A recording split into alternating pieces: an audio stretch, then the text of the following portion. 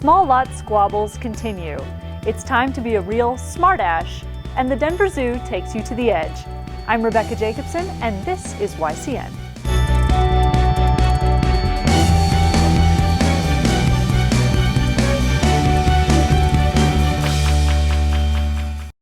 Community Planning and Development has shot down Council's latest amendments to the small lot parking exemption, which would require developers to create parking based on building height. CPD's analysis found that increasing parking requirements would make redevelopment on these lots more challenging. Parking spaces costs, and if we do have that conversation of keeping housing cheap, I just don't want us to, talk about blanket solutions, right? They're not doing micro units everywhere in these developments. We know that. We have the 11 projects that are in the pipeline right now. So it's just important that we get that perspective. There will be a public hearing at Monday's City Council meeting on these amendments. There's a new warrior in the fight against the emerald ash borer, none other than Johnny Five of the Flobots. Beautiful, I'm nasty, and I'm coming to kill your ash tree. This new music video is part of an effort to alert homeowners of the oncoming threat, which has the potential to destroy 1 out of every 6 trees in Denver. Residents should be, 1, find out, do you have an ash tree on your property? 2, is that tree of value to you? And then 3, if it is of value, contact a professional arborist and start to develop a plan for either protecting your tree or preparing and planning to remove the tree over time when EAB does move into the city and start to kill ash trees. If an ash tree is highly valuable, a person may choose to start treating today. The reality of emerald ash borer is it's really hard to detect in the initial years of infestation. So starting preventative treatments early is one way to prevent a tree from becoming infested and dying. The time to plan is now. Residents may also qualify for a free replacement tree to plant right away.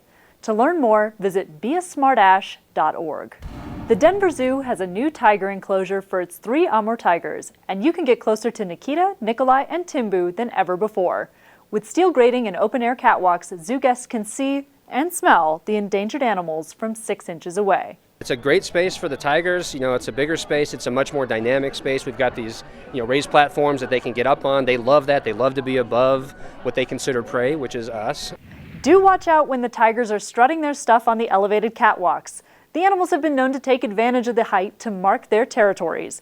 And you might come away marked with a little bit of tiger effluvia as a very pungent souvenir. The zoo is for kids of all ages, including me. I'm a regular visitor here. We're an outdoors community here in Denver and in Colorado. We appreciate nature. These tigers are endangered, and they're endangered primarily because of human activity. And so it's important that there be places across this world and in every city that help young people particularly understand how important it is to preserve nature and to preserve the animals who are now in our care.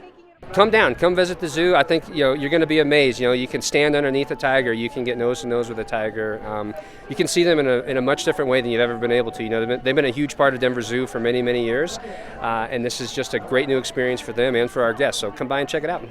While you're there, make sure to visit one of the zoo's newest arrivals, the surprise baby giraffe, Dobie. Mom Kapele hid her pregnancy from zookeepers for the majority of her 15-month gestation, but staff were ready for the arrival of 5-foot-tall Dobie on February 28th. With a few medical interventions, both mom and baby are thriving at Denver Zoo. Stripes and spots are just the beginning. Catch special spring break animal programming throughout the whole zoo starting March 25th. And ring in spring with a visit to some of Denver's most exotic residents.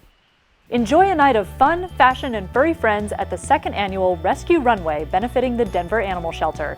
Canines and their companions don designer digs from the Art Institute of Colorado, and all dogs are available for adoption. Join the Mayor's Office of the National Western Center for an open house to reintroduce the initial design plans for Brighton Boulevard from 44th to Race Court. It's Wednesday at 6 at the Colorado Miners Community Center. Look for a new edition of YCN each Friday. Thanks for watching.